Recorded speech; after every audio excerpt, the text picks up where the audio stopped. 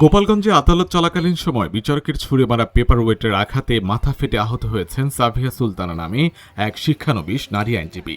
বিচারকের এমন অপ্রত্যাশিত কাণ্ডে আইনজীবীদের মধ্যে তীব্র ক্ষোভ বিরাজ করছে। আজ বুধবার ২২ জুলাই দুপুরে আদালত চলাকালীন সময় এ ঘটনা ঘটে।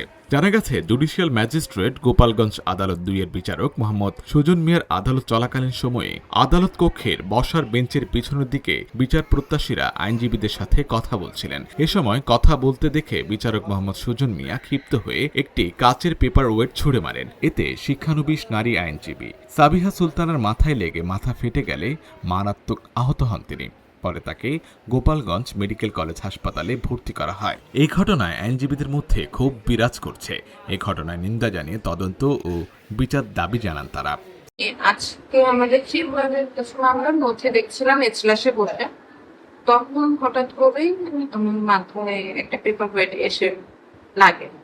প্রথমে ব্যাপারটা বুঝতে পারিনি, পরে দেখলাম যে আমাদের বিজ্ঞ বিচারক সুজন মিয়া স্যার অন্য মক্কেলদের পিছনে মক্কেলটা কথা বলছিল, উনি সেটাতে রেগে গিয়ে পেপার ওয়েটটা ছুঁড়ে মারে এবং সেই পেপার ওয়েটটা এসে আমার মাথায় লাগে।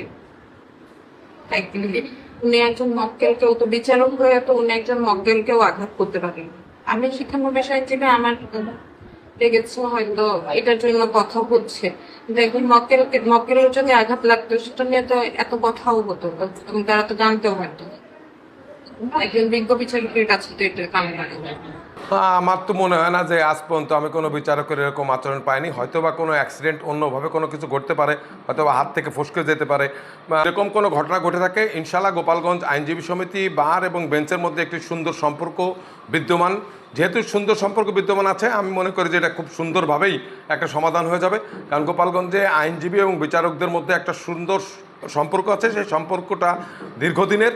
সেই সম্পর্কের কারণেই আমার মনে হয় যে ছোটোখাটো কোনো ঘটনা যদি ঘটেও থাকে, এটা নিয়ে আর কোনো অনাকাঙ্ক্ষিত কিছু ঘটবে